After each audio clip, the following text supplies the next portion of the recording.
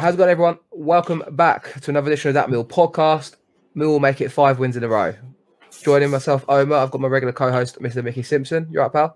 Yes, mate, you? All the better for 5 wins on the bounce, mate, indeed. And always as welcome to Mr. Kai Bennett. You right, pal?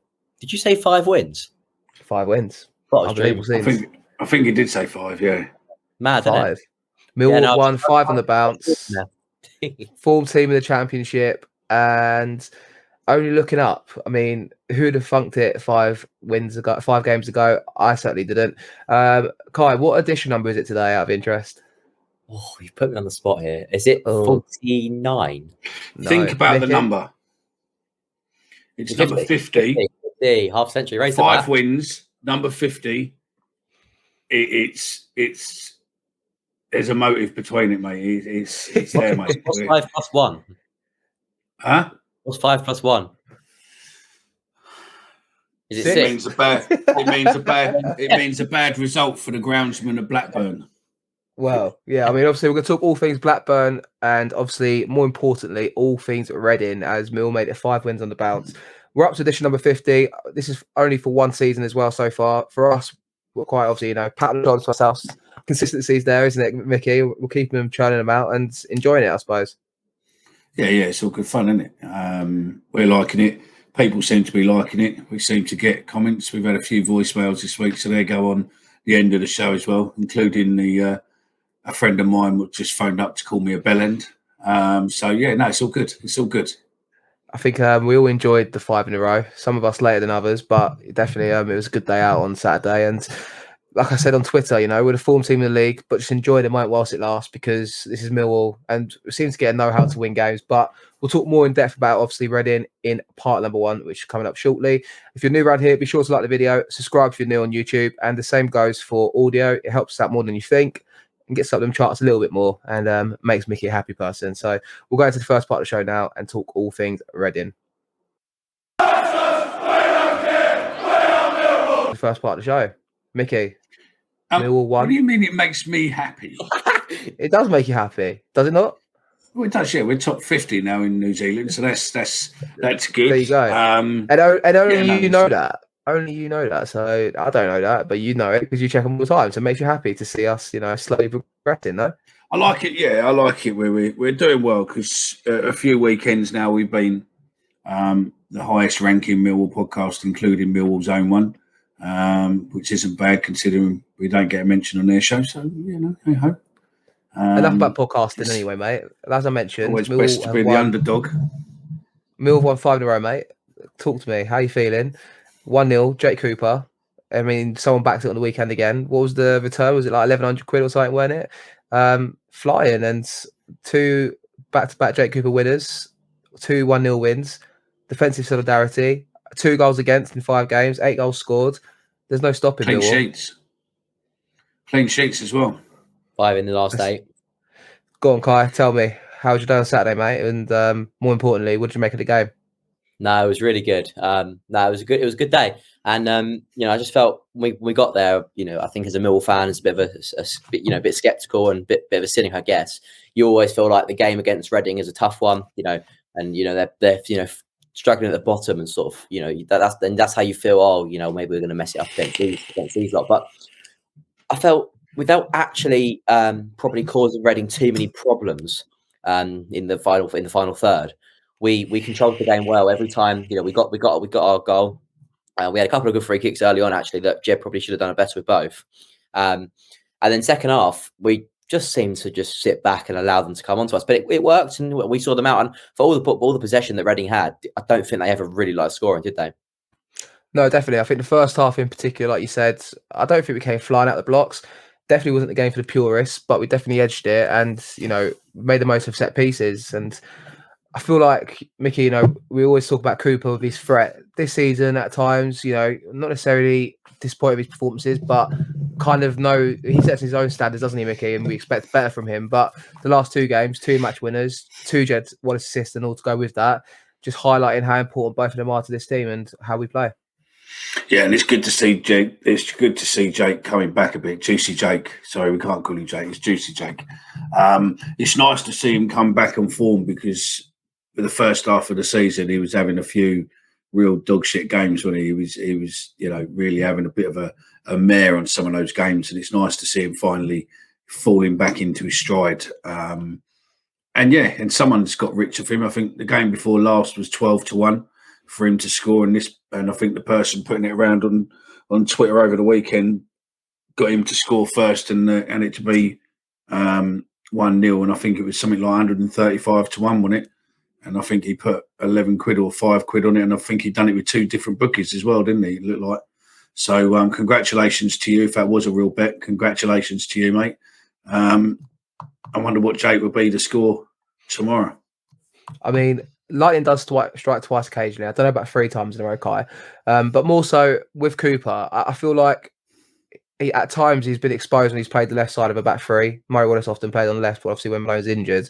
But in the heart of defence and just kind of in charge of, being that presence and the physical dominance that he is in a character sense anyway, I think it suited him on Saturday. And you've seen it on the last few games. His performances have got better and better. But also carrying the armband on Saturday, it felt like the first time I've seen Cooper anyway lead as an example and kind of relish the armband. And I think he spoke about it in the press, didn't he, during the week? And it's obviously a challenge he's kind of relishing and enjoying. Yeah, no, definitely. And I think with Hutch out, it was really important that someone stepped up and took that captain's armband and basically, you did well at it. And with Ballard, obviously, only young. Murray Wallace is, probably, I think Murray Wallace is older than Cooper, isn't he? About the same age. So, you can probably give it to either of them. But with Cooper being at the club slightly longer, you feel like Cooper is the man for it. And I thought he did well. He marshalled that back three really well. And Lucas Shaun, who is we all know what Lucas Shaun can do. He's a good player. He managed him really well. He definitely came out on top. He won 7 aerial duels to Lucas Shaun's 2. And then actually, in fact, he made 10 clean sheets, which was more than not 10 clean sheets. God, that's be incredible, wasn't it? He made 10 clearances to Reading's, which is more than the whole of the Reading foot team put together. They only made 8. So it was a good day for him. No, definitely. And I think Mickey, let's give Rowett his due, mate. 5 games ago after losing to Fulham, he said there's 17 games to go and we've got to make something of it. And we said it in the last show. We've got to say it again, like the team's responding and then some. And I don't know how we've stumbled across it, mate, but it's just a sudden know-how. And Kai alluded to it earlier on. The second half wasn't great. If anything, it was dire from us. But we just kind of rode it out, and you didn't feel like Reading were going to score either on Saturday, did you? No. Look, Rowett's having a touch of luck at the minute, but some of obviously what we're going to at the end of the show, I just wonder how much of it is his doing and how much of it is just the team playing together, because it does look as if there's a unity now in that team. Before the Fulham game, the team just didn't look as if they were gelling together. Whether or not injuries and whatnot's just forced them into it, but there's something there now, and 1 or 2 wins, it builds confidence. 5 on the trot builds proper confidence, and going into it, can we really go, 6, 7, 8, 9, 10, 11, 12? Can we just keep going with the wins? Don't know. Let's, in the words of Gary Rowett, let's just take each game as it comes and see where we go from there. But yeah, I think for the Masters of Dark Arts, what we had at Blackburn the other week, I think we need to beat them tomorrow.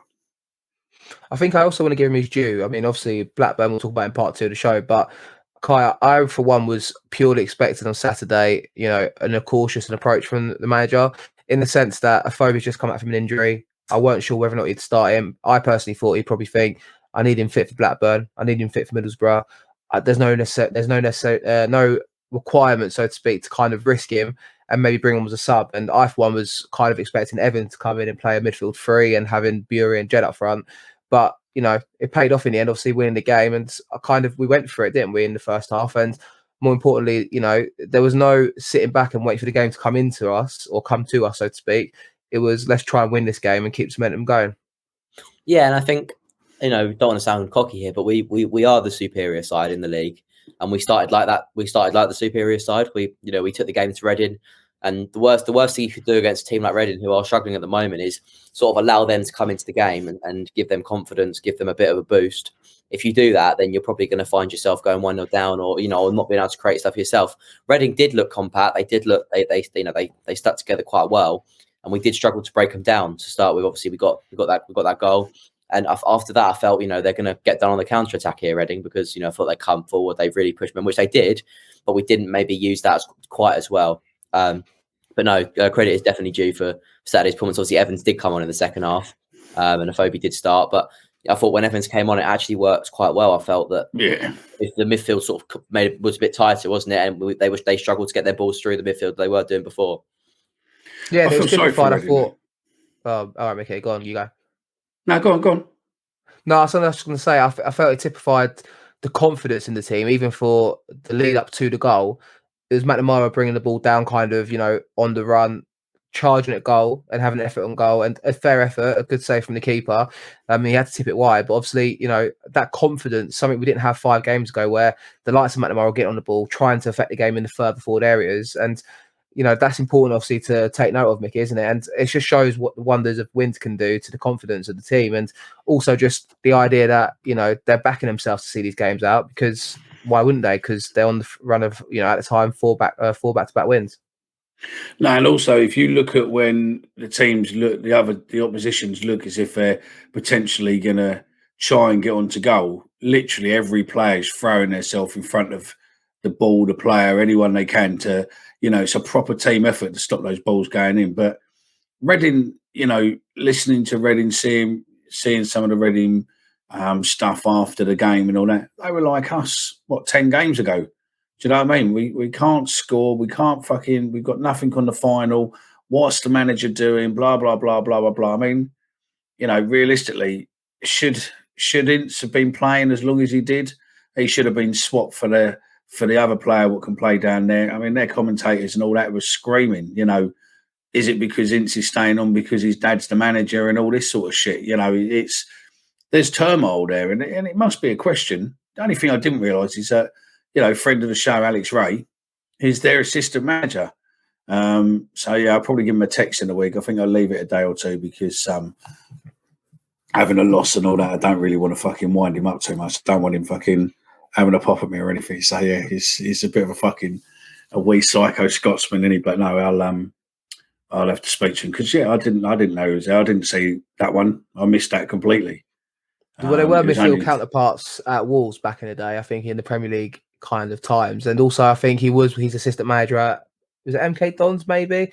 Yeah. And also he was there with him, I think, at Blackburn. So I agree with you. I didn't see it. I was quite shocked by it. But then again, I didn't see Paul Ince get the job in the first place, Kai. And I think Mickey mentioned obviously about Ince playing, but I actually thought Tom Ince was probably one of their brightest sparks on Saturday. I know, obviously, I get the call, like he's instantly scapegoat because his dad's the manager, Kai. But I think, I agree with Mickey. I feel sorry for Eddie in a sense, but at the same time, I don't really, because they're a nothing club and it's a shit away day anyway. It's hard to get to with the 4-mile walk I had to experience on the way back from the stadium afterwards, back to the train station. But I wouldn't be, I don't wish club to go down, but I kind of want Derby to the Great Escape. And if Reading go down at the expense of it, so be it, I suppose. Yeah, and I think it was controversial.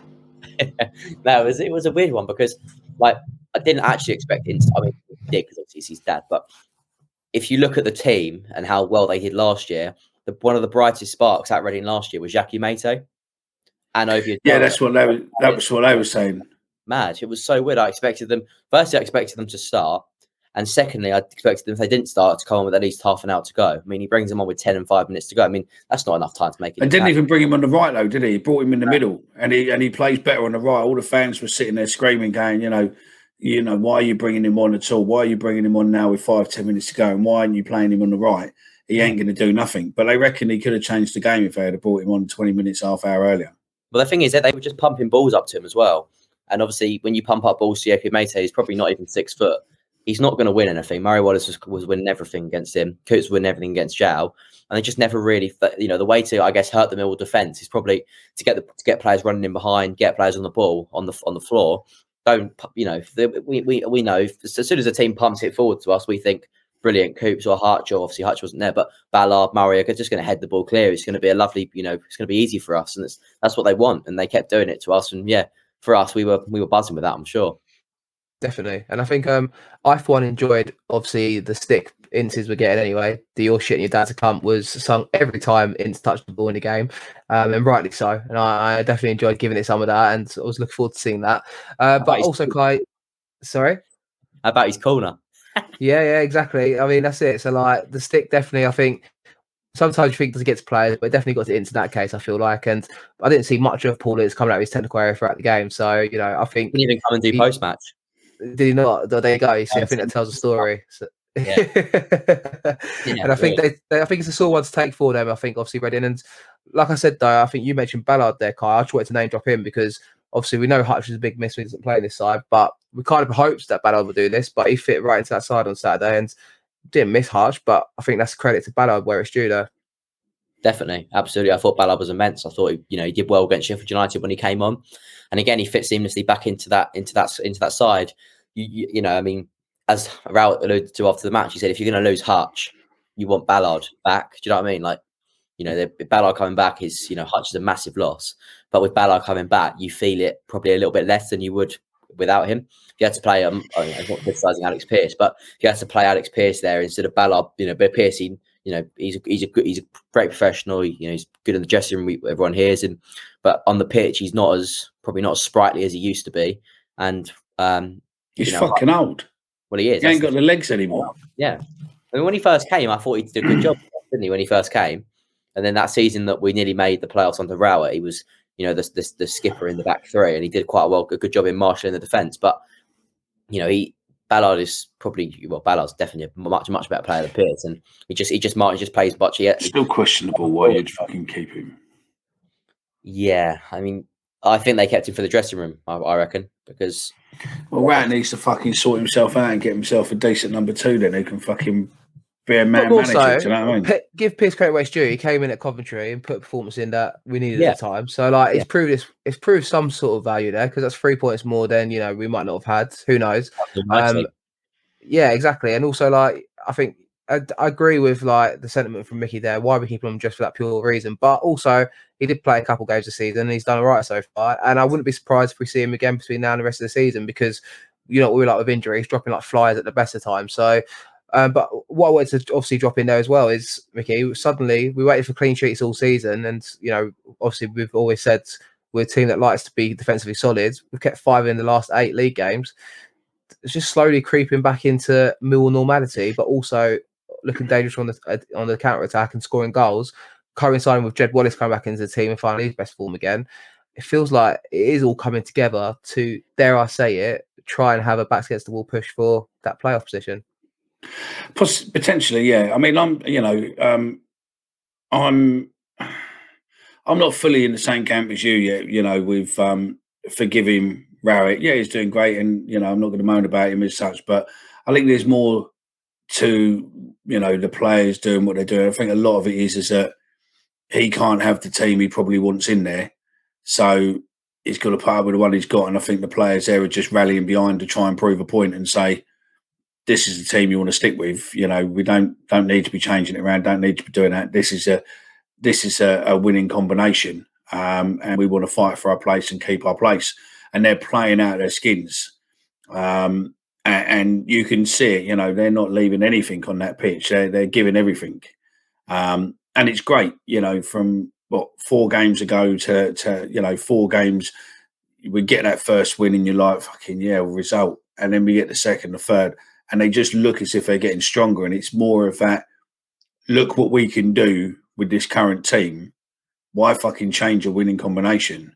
But do I have faith that, and we'll come to this at the end, we'll come to this later on a bit more, but do I have faith that he won't result back to his tactics, what he's done before?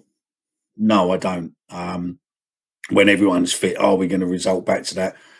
I don't know. I'm not 100% confident that we won't. But at the moment, yeah, definitely. I'm like you. I'll enjoy what we've got, and I'll enjoy every minute of it, and revel in the victories. But time will be I think time will be the judge, and see how he goes once everyone's fit.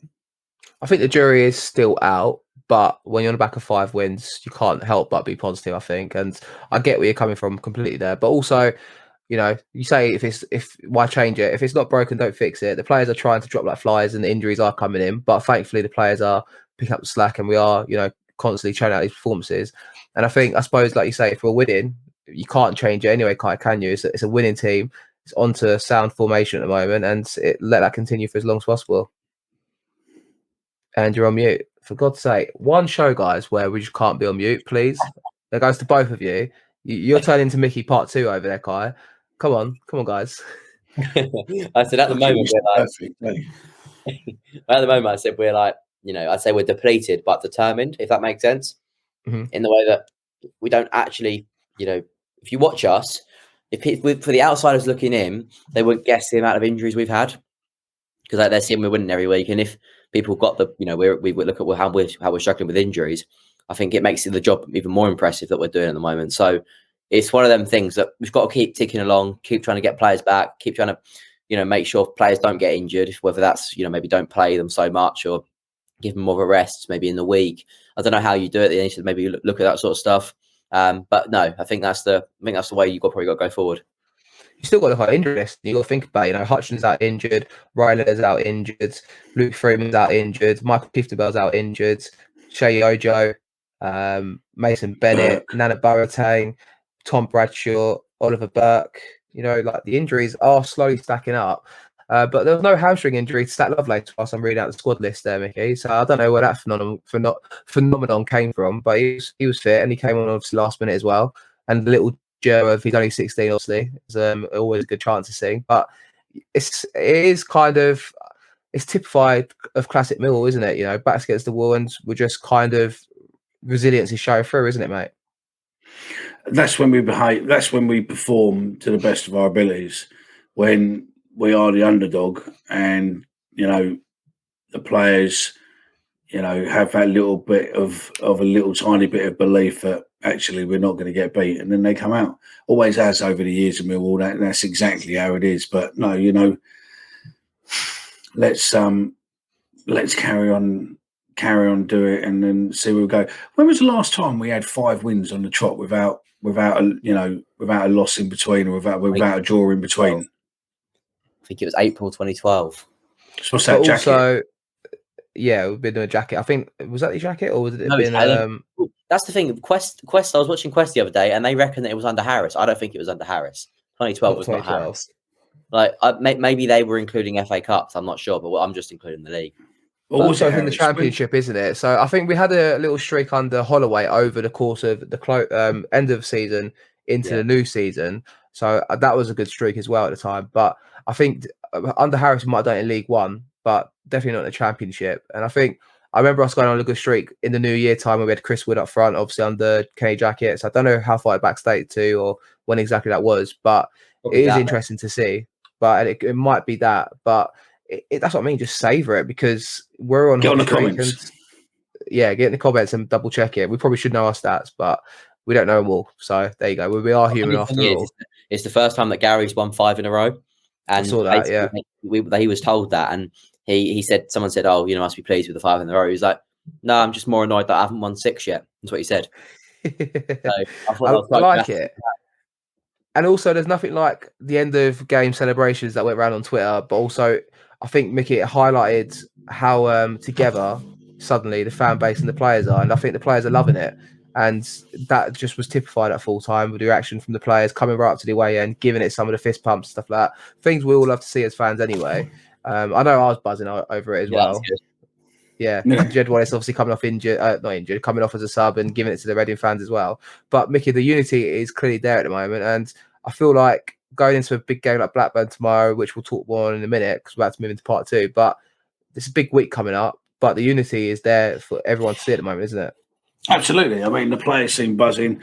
There's good chat across social medias with them. You know, they're getting involved in stuff. They're doing stuff. As I said earlier, you know, how much is it Rowett's tactics, Rowett's thingy, or how much is it that the players are out to prove something? I don't know. And we probably will never know. But let's enjoy it while we can. It's superb. It's a superb feeling to go 5 on the bounce, clean sheet, to come from middle of the table to now potentially 3 points away from playoffs and potentially, make a run. Because don't forget, we've still got 2 games in hand on most of the ones above us, haven't we? No, I think it's hard to read it. I think we're got 1 game in hand on some, no games in hand on others, and then we've got a couple. We've got in hand 2 on Huddersfield. Bournemouth, though, haven't we? I think. Yeah, but we're not going to catch Bournemouth. We've got a game in hand on Blackburn. Everyone's got about 4 games in hand on Huddersfield. Bournemouth have 2 games in hand on us because Bournemouth are on 32, we're on 34. The league table is such a mess, and I hate it. But COVID is, isn't it? Would you say sorry? Because of the COVID when people were playing. Yeah, that's it. That's the problem. But teams in and around us anyway, we're all on 34. And also, back to the unity point, obviously, we had the biggest gate of the season at home last week against Sheffield United. If we win against Blackburn tomorrow, I think there'll be and more some on Saturday as Middlesbrough comes to town, Kai. And I suppose, like I said, just live in the moment and capitalise on it and let's see where we go with it. That's exactly right. I think Borough sold out their allocation. We win against, to be fair, obviously, we want to make it 6 wins in a row tomorrow against Blackburn, but I think it's only Borough are playing tomorrow. But if Borough lose and we win, we can go level on points with them, can't we? Level on points with 6. So if we win, that'll make Saturday huge. And I think I reckon that'll be full. Is it just me if we bought the season ticket out well early this year? We have, yeah. We have brought out early, but I think capitalise on the moment, I suppose. I'm waiting for them to announce right outside the new contract extension because if you're going to announce that, if he is staying, surely on the back of 5 wins is now the perfect time to do it, though. I don't know, Mickey. What do you reckon? No, I think it is. And I think the run we're making now is, the price freeze and everything else. Realistic.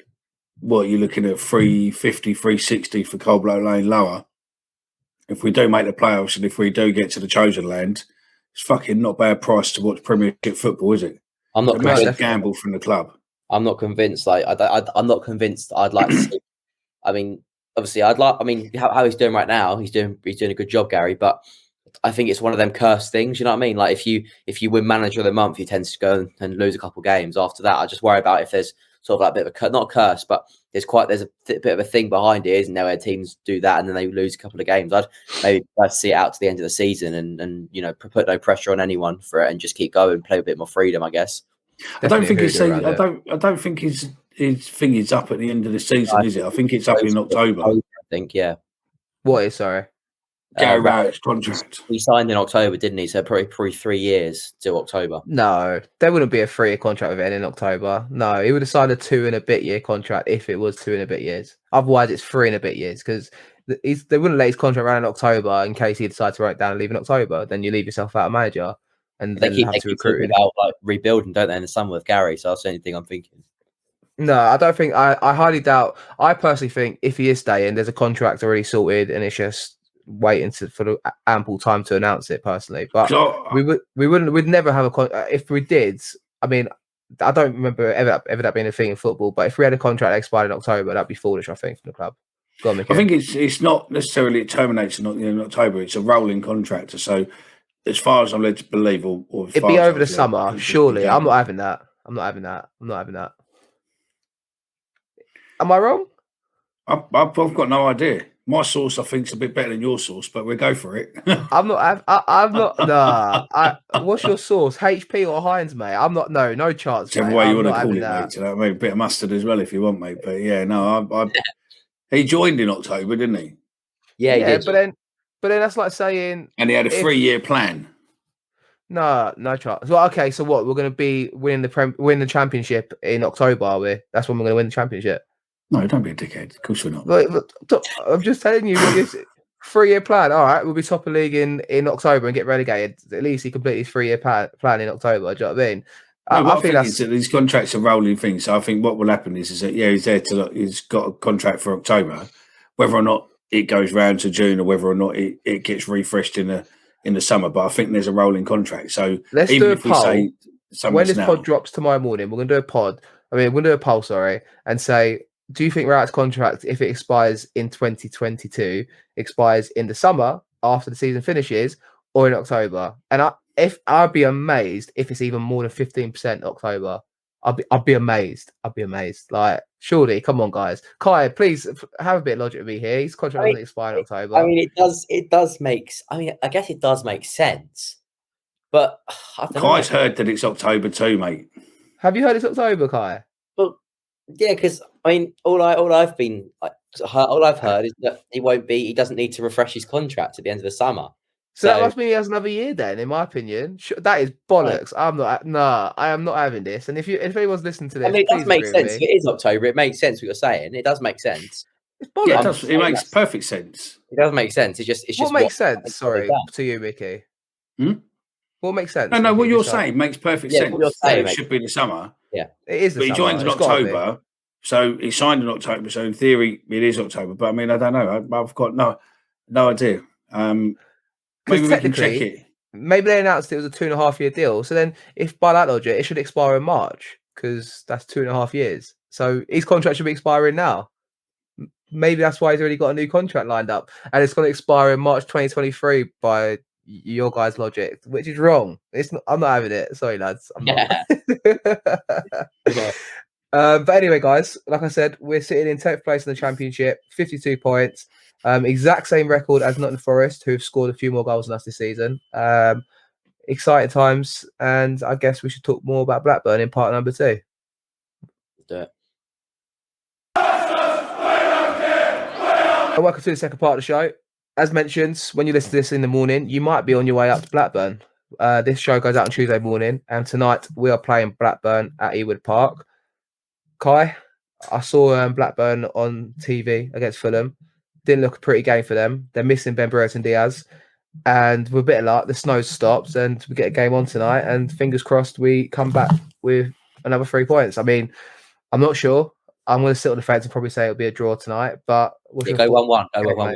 Yeah, I'm going to go 1-1. 1-1, don't worry. Got it all lined up here. No, I think they're just clearing the snow now. So hopefully it'll be all right by the evening tomorrow. Hopefully the undersaw heating's on. Yeah, hopefully that is as well. Yeah, fingers crossed. And hopefully people don't get there 45 minutes before kickoff, and then they put some imaginary snow on the pitch or something. No, it's good though. It'll be good. That'd be a cunt, wouldn't it? If you get all the way out there again and they fucking cancel it. That'd be awful, wouldn't it? Once was enough for me, honestly. Oh god, it was. There's usually some fake snow dispensers being put. Yeah, out one of them machines that outside, comes out and it all goes everywhere. Yeah. You know what would have been funny, mate? Is if Millwall fans had took tins of fucking fake snow. Yeah. That would be good. I mean, there's an idea for anyone that's going up. And luckily enough, it's too late for Millwall fans to do that. All the ones that are going up by the coaches provided by the club. So we can't be held responsible for any form of fake snow being thrown on the pitch at all.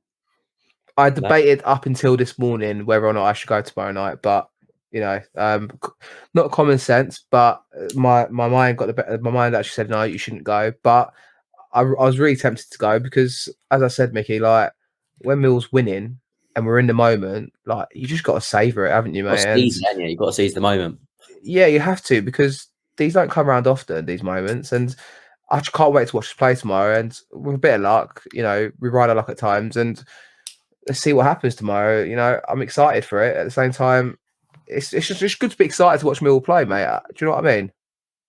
Yeah, it's nice to be able to watch it and actually get involved in it, do you know what I mean? Rather than just sitting there going, fuck me, I'm going to go to sleep in a minute. Why the fuck's he not bringing anyone on? Oh, fucking hell, he's brought someone on at 85 minutes again, fucking prick. So, yeah, no, I agree with you, it's good. But we need to turn Blackburn over tomorrow, mate, just to go. If we can stop the run against Middlesbrough, I'll be over the moon. As long as we can beat Blackburn and get 3 points for Blackburn, I'll be happy. If we ended that run against Middlesbrough, but I think if we can do Blackburn, then I think realistically we can do Middlesbrough as well. It's just highlighting what a huge week it is, Kai, coming up, isn't it, mate? And we knew it on Saturday. I think if I said to myself before Reading, if we took 6 out of 9, I'd be over the moon. We've got 3, and now we've got the 6 points coming up now. I mean, I don't want to be greedy, but if we come out this week unbeaten, just say, even if we win Saturday, just gone, and we draw the next 2 games, I don't think it'll be the end of the world. We just can't afford, I think, to lose both games this week, if that feels right, Kai. And just we need to kind of hang in there, don't we? And just kind of, we still got players coming from injury, and we all know that. But it just kind of stick at it, and hopefully come out this week with positive results to back it up, and we can get more kind of in dreamland about the idea of getting the playoffs. Well, Go on, Mickey. Well, we've got 4 games before international break. I think it's 4 in 12 games, isn't it? Yeah, something like that. Yeah, I think No, but Blackburn, I believe I saw something earlier. They've only scored 5 goals since the turn of the year. Yep.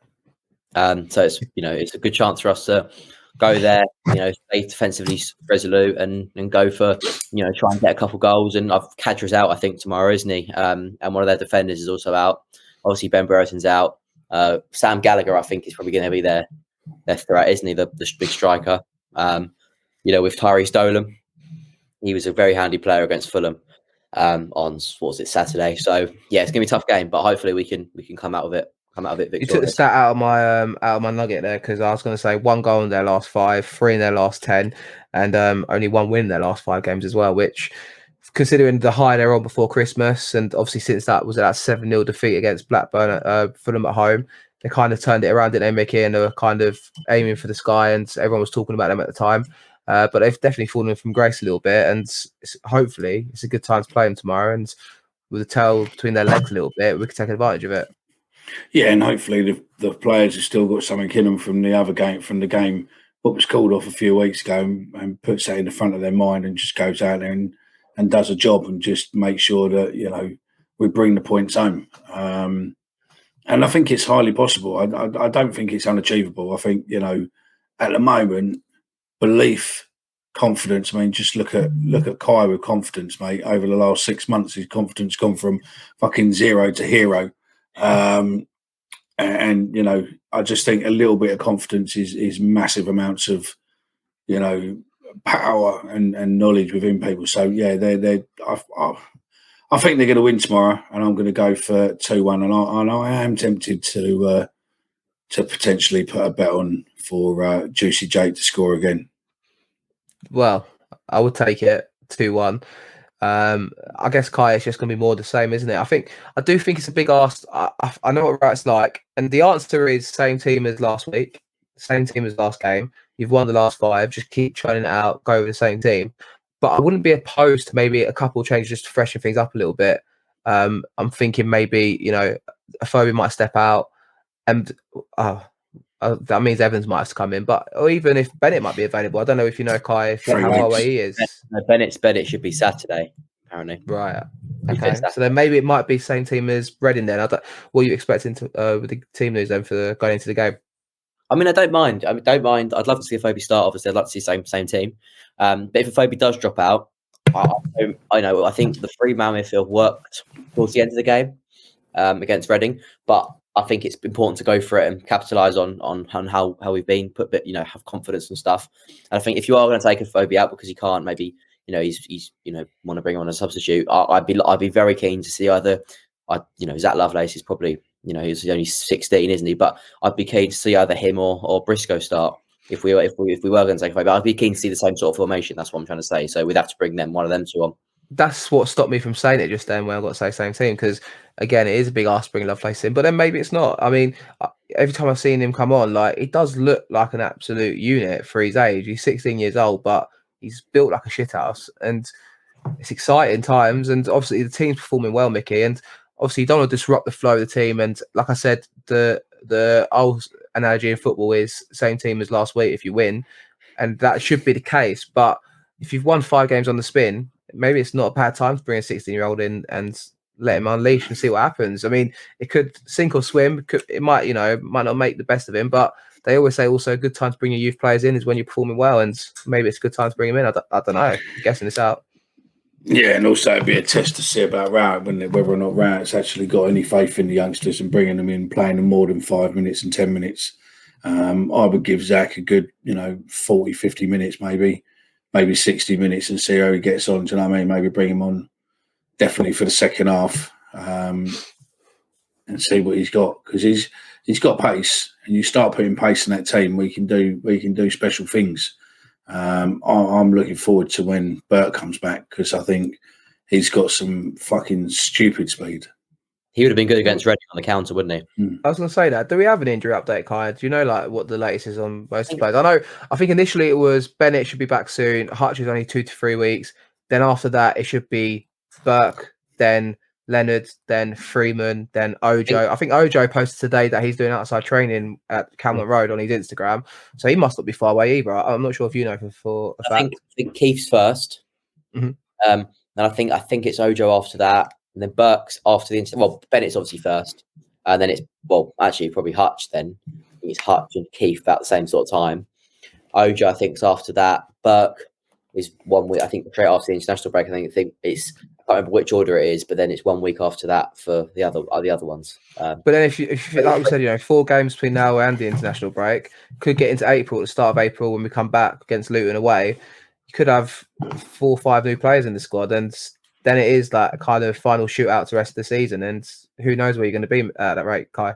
Yeah, definitely, and we could even dare to dream, and we pick up some good results in these next couple of games that are crucial, because you take points off the teams around you. Ultimately you're going to be there or thereabouts. Probably, if we can win Blackburn, obviously it's me being very optimistic. But if we can beat, Blackburn, Borough, and Huddersfield, we'll be in the playoffs. Ooh, I like it. What is your prediction then, Kai, for tonight's game against Blackburn? I'm going to go 2-0. Wow. Goal scorers? Jed. And let's go for Coops. Love it. I think what would it be? Cooper's 4th in 4 games, because I think Jed done the 3 and 3 tweet earlier in the week. I was trying to work it out. I've just tweeted out 2 and 2. I'm thinking, where's he got the 3rd one from? And I clocked his goal. He's been because we witnessed him put the ball in his own net against Derby, didn't he? So, but 2-0. And what was yours, Mickey? Did you give your prediction already? 2-1. You said, yeah. I'm going to sit on the fence. Go on. It worked well for me last few games. I think Mill's going to draw 1-1. I think we're going to score early, and then Blackburn will come back into the game in the second half, and we'll draw 1-0. And I'll take that. And obviously, going into Middlesbrough, going into Huddersfield, going into Stoke for the international break. How many points, Kai, are we going to get from our next 4 games before the international break? There's one for you. See, the thing is that 5 games ago, if I said 12, it would sound ridiculous. But now it doesn't sound so ridiculous. So Mill's going to get to the international break having won 9 games on the bounce, yeah? I'm not going to go 12. I'm going to go 9. Where's the one loss going to be then? Come on. So you got Blackburn away, Middlesbrough at home, Huddersfield at home, and Stoke away. Where's the loss going to be in that run? Not a bad feeling. It might be against Stoke. Right. It's just a bit of a not really a happy hunting ground for us, is it? I mean, we won last year, but you always seem to either we either get like a point or something like that, and we don't. It's always difficult against Stoke because both they're quite it's just quite a boring place, isn't it? Mickey, same question to you, mate. How many points are we going to get from our next 4? 8. Okay. So unbeaten still, though? Yeah. All right. I think it'll be Stoke. And I think Stoke and Huddersfield will be draws. And we'll win the next 2. Oh, we're going to make it. I'm going to say 7 from 12. Okay. We're going to get 2 wins, 1 draw, and 1 defeat. And we're still going to be in the picture that way. I think that's it. Just get to the final 8 games of the season, see where we're at, and maybe, just maybe, be in the right time, right place, and see what happens. And maybe when we get to Bournemouth in the summer, Kai, you won't necessarily be doing that forfeit you kind of put out for us initially at the start of the season. Absolutely. I keep thinking about that every time we win, every time I look at the playoffs. Obviously, I want to make the Premiership, but I'm thinking about saving my little dip at Bournemouth. So I'm buzzing. So what was your forfeit? If you make the playoffs, you don't have to go swimming? Yeah, it's just we don't have to go swimming. Yeah, I mean, Omar, you got out of it with the skin of your teeth with Bod. And Bod scored like 3 goals since as well. I saw that. He scored on the weekend as well, I think, in the closing stages of the game. They beat Gillingham 3-0, didn't they? And he scored. Yeah. So good luck to him. Sorry, mate. Carry on. I was going to say, give a quick shout out before we we'll give a quick shout out to someone. I'm listening to Cooper on Saturday after the match. He's talking in the post match presser. He's literally right in front of me, and I'm sort of looking what to tweet and stuff. And I go onto my notifications, and there's a Millwall fan that's put their name as Jake Cooper. So I'm looking at it and thinking, how's Cooper just liked my post and he's sitting there? I was amazed. I could not work it out. Go onto his profile and go, no, it's a different person. It took me ages to work it out though. I'm thinking to myself, look, has he got his phone somewhere or something? I kept looking over. All right, weirdo. You're showing your naivety, mate. I like it. I think I've seen that Jake Cooper account. I don't know if it's necessarily their name is Jake Cooper, but I know there's a picture of him as well, isn't there? Yeah. Maybe it is Jake Cooper. It's a person called Jake Cooper, and he's a big fan of Jake Cooper because of his namesake, or maybe he's just obsessed with him. Who knows? Mickey, is there anything else you want to put on? I've got a couple of questions for you boys. There was something in the Sun yesterday, which I sort of heard about a while back, but to be fair, I didn't really put any kudos to it because I didn't think Millwall would really let him go, to be fair. But I don't know. But in the Sun yesterday, it's got Millwall's Irish right back, Danny McNamara has caught Scott Parker's Bournemouth side, caught the attention of Scott Parker. But the Lions are sure to want a decent offer for the 23-year-old who still has a year left on his deal. If he's still got a year left on his deal, why aren't we sorting him out on a long-term contract? Because Danny's Millwall. Why the fuck would he want to leave? And also, why are we letting players get down to a year left on contract? You know, especially players like Dan. Why are we dragging it down? But my question to you is, you know, I've got some sources to that, and it is, I'm hearing that it is pretty true that he hasn't been made an offer, and Bournemouth come in with two offers, what was refused, two good offers to a degree, what were refused. But my question to you both, if Ryan Leonard comes back fit, there is rumour that even though he's a centre back, he's going to be playing a right back when he's fit. Ryan's a midfielder. He's not a centre back. But allegedly Ryan's going to be coming in at right back. Do you think that Gary will drop Danny to play Leonard out of position? Well, whilst the team's winning, no. But obviously, we sort of started the season that he fancied Ryan Leonard at right back, which I don't agree with, but he's done a job there. As for the contract scenario, I don't know what to believe of that one. It's not October, by the way, yeah. It says here that he signed a new contract on the 8th of February 2021, and it says he's just signed a new long-term contract then. I mean, surely long-term is more than 2 years. I mean, I don't know. I mean, who knows? Source that it is 2 years, so yeah. Because also, like, I can see why he's getting interest because they, you know, obviously he's played X amount of games at this level now. He's still a good age to develop and kind of come on at leaps and bounds, and he is playing really well. And the last 5 games has seen a lot of standout players. And I thought Saville was phenomenal on Saturday, by the way, which we didn't kind of talk about. But also, you know, Danny Mac has been one of the standout players as well in this team on the right side. And I don't know. I'm not convinced. I'm not sure. Does Wright fancy him? He didn't start the season. You know, he dropped him after the first couple of games and put Leonard there. So it wouldn't surprise me if he's hoping that Leonard can come back in and play that position. But also because there's no competition for Danny Mac as it stands right now. So you want that competition for places. So I'm not sure. I don't know what Kai reckons. But we don't have. Do we have on? You know, Ryan Leonard's fit tomorrow. Do we have a player playing in his official position of quality like Ryan Leonard? Well, no, because if we're winning and we're playing, you don't bring Leonard in, do you? But I know. But that's what I'm saying. If we're winning, say Ryan Leonard tomorrow is fit, will Gary Rowett drop Danny and put him in? No, would you? I mean, that. And if he did, I'd question why. Yeah, that would be that. I think that would be a big mistake if he did that. Yeah, you said earlier that at the press conference earlier on in the season, he said his chosen player in that position is Ryan Leonard. He did say that over Danny. No, he did say that. He said, well, you know, when Leonard got injured and Danny came in, I think it was against Bournemouth for his first game in quite a while. Someone asked him if Ryan Leonard was fit, would Ryan Leonard have started at right back tonight? And Gary Rowett said, if I'm being honest, yes, he would have done.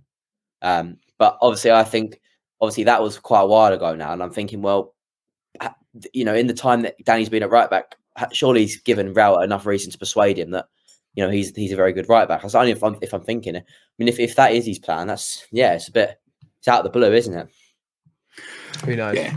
I mean, look, it's only a question to you boys, mate. Do you know what I mean? At the end of the day, and everyone, you know, I forget that there's people listening, but, you know, let me know what your comments are on there. But to me, Danny Mac's a Millwall boy, Millwall through and through. He's getting games constantly in and out.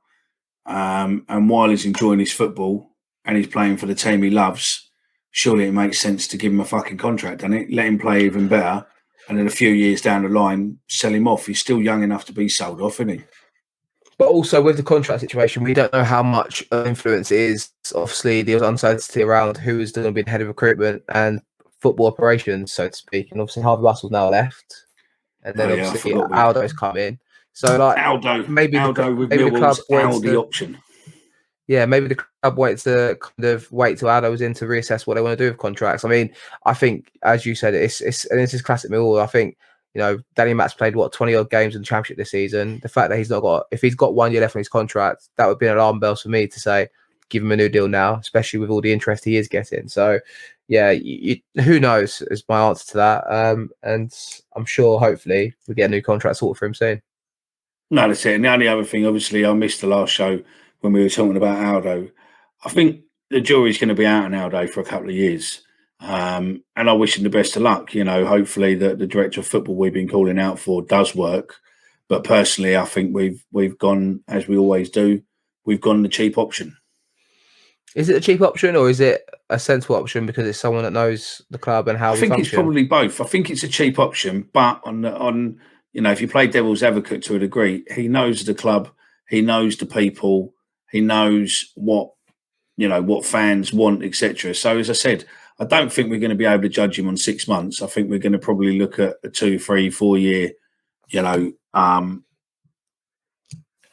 distance to see exactly what he's done and where we are in that time span. But look, at the end of the day, it is what it is. We've just got to try and support and hope that he does the best he can for the club, and we get a benefit out of it. And now that we're scouting, not just in the UK, then maybe it brings some people in. But yeah, and the only other thing is we're just working through something at the moment, but then we'll announce a partnership deal we've got probably either the next show or the show after. But yeah, we're just trying to get our heads around what's going on with it, and then it's all done and dusted. But we need to just look at the analytical side of it so that we can become football agents ourselves, I suppose, or head of recruitment, shall we say? And then we share what's what. So yeah. On the Aldo fact, I do find interesting is he's doing joint role. I just think they've opened the door there to future potential of ex-player maybe to come back into another role side by side with him, because obviously he's head of recruitment and he's director of recruitment and football operations. I think you've opened the door there in the future if we want to expand it more. Like, imagine, I think Tim Cahill's an advisory role in a club in the Middle East somewhere. I imagine you got head of recruitment Aldo or director of recruitment Aldo, and then director of football operations. You get someone like Cahill back in. He's not. I don't think he's intending to do management just yet. But not necessarily Cahill. But it could be another ex-footballer, Alex Reyes, for example, back in the game with Reading, for example. But I just wondered whether or not that you could open the door to an ex-footballer who's obviously going to have a higher profile after leaving Millwall. Or even another footballer who's not even related to the club, but can come in and have contacts elsewhere in the game, and maybe try to leads on, try and sign some players. So I don't know, it's just interesting. Yeah, no, I agree. I'm definitely for the move from the club, and yeah, I'm more just talking pure speculation and what I think there. By the way, nothing hearsay, but it's just interesting times, and it'd be interesting to see what happens, I suppose, over the next couple of years. And I agree with you, Mickey. You can't judge him now. However, that said, the summer window is important that we see some significant progress to what they want to do as a club in the future, I suppose. No, that's it. Completely agree. So, yeah. I think we'll wrap up there. Kai, thanks for coming on today, mate. And make sure you unmute your mic when you say thanks, mate. Cheers, guys. We'll go for a show where no one messes up. I was me today. So, yeah. Hopefully we do I didn't put him up on it, but Mickey was vaping at the start and he had his mic unmuted for that. So it makes you feel happy. You know, both of you, as always, are here to cock up as we go along. So cheers, Mickey, as always, mate, for being my co-host, as always. Thanks, mate. And, yeah, thanks for being the moaning mother of the fucking show, eh? Someone's got to keep us in line, you know, and one day we will have a perfect show. Do you know what the most depressing thought is? That actually, physically, within our age group, that I could actually be both your fucking dads. And that is the depressing era to add this on. You know, I'm 46, 47 this year.